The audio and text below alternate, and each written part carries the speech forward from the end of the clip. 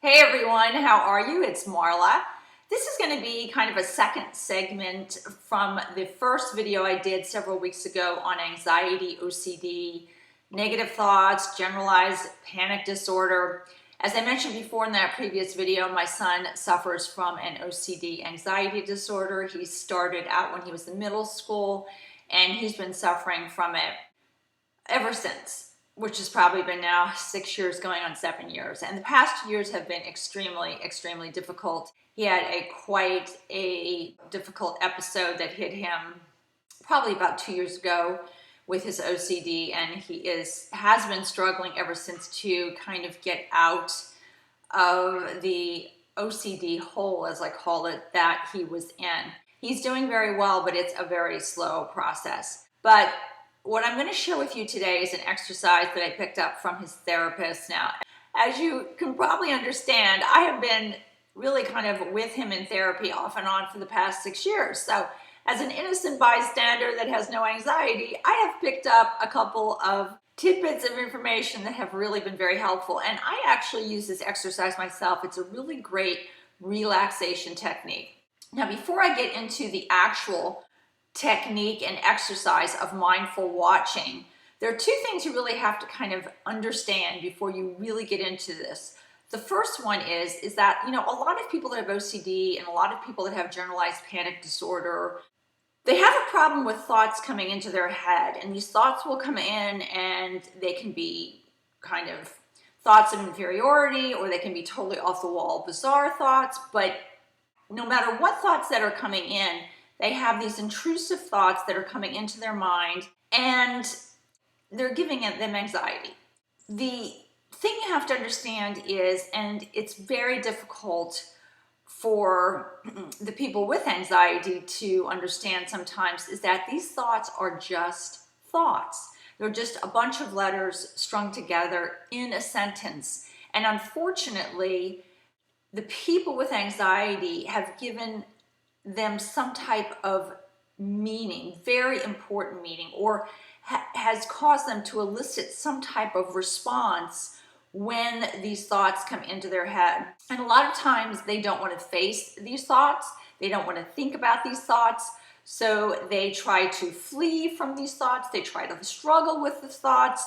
And in the big picture of things, you have to understand that it's impossible kind of to win in a battle against your own mind. So in order to kind of go into this exercise and have it be helpful, you have to be willing to have acceptance of those thoughts coming in and kind of give up the struggle. That is the big key, giving up the struggle with these anxiety and with the thoughts and with the sensations that go along with the anxiety. A thought is just a thought.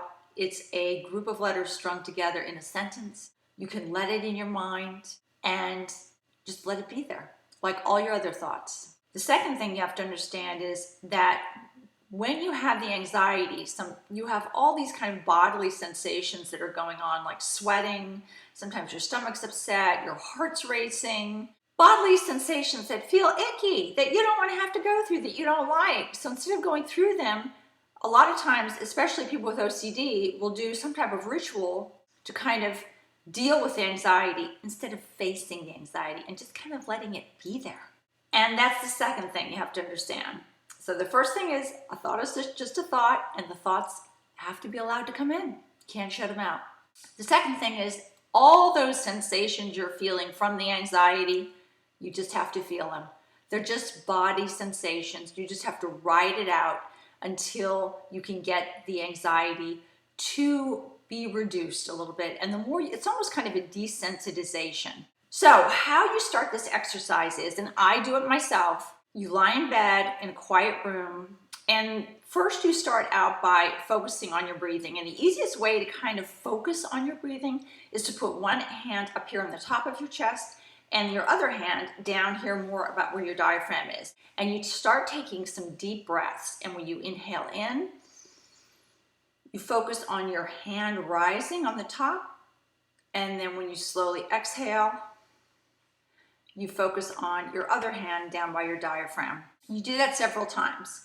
The next thing, as you're breathing, you start thinking about your mind, and you envision your mind as being a very large white room. And there's a front door and there's a back door. And all those thoughts, all those scary thoughts, all those negative thoughts, all those intrusive thoughts that keep bothering you, you have to let them in. They can come in. They can stay there as long as they want in your mind, because there's a front door and there's a back door. The thoughts come in, you acknowledge them, you don't judge them, you don't argue with them, you don't try to rationalize them, you just let them be there. Just like every other thought that comes into your mind, like the thought, hey, I want to scratch my nose, okay. Well, there's no reaction that you attach to that, but for some reason you've attached some type of emotional reaction to these negative thoughts, and then they give you anxiety. So you lie in the room with your breathing and you let the thoughts come in, you let them stay there as long as they want. You kind of try to get distance from them and have emotional detachment from them, but you allow them in. And they can stay there and then they can leave. And a lot of times other people look at it like my son looks at it like having a backpack in his mind. The thoughts come in, he puts those thoughts in the backpack in his mind. They can stay there as long as they want. He's not going to argue with them. He's not going to struggle with them.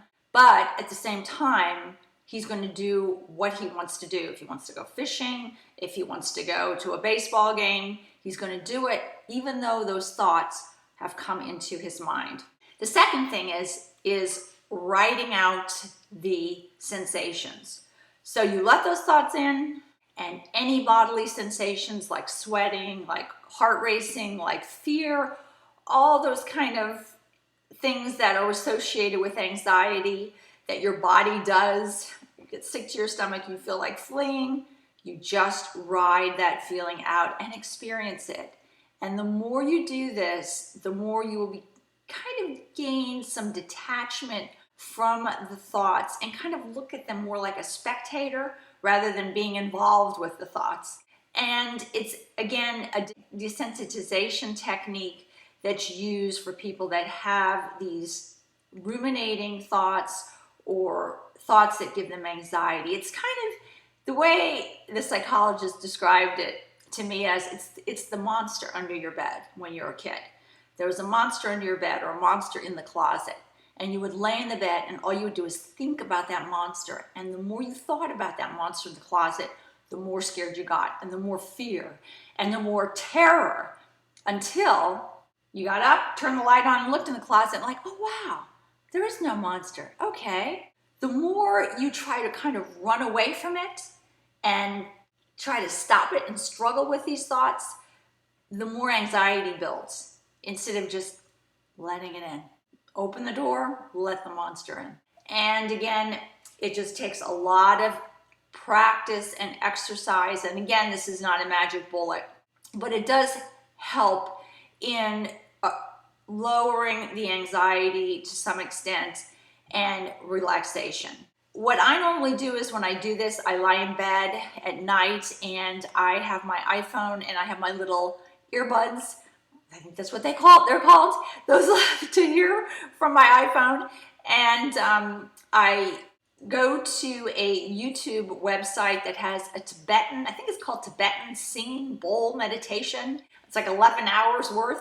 And I put that on, I plug my little earphones into my ears and I listen to that while I do breathing and let any thoughts that I have come in the door and just stay there and go right back out again.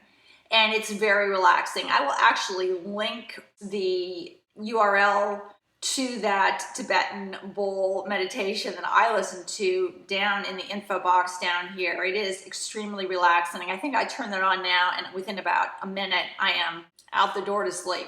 But I wanted to at least pass along this information. I thought it was extremely helpful. It is a great technique that psychologists and psychiatrists are using for people that have anxiety. It is at the forefront right now of treatment.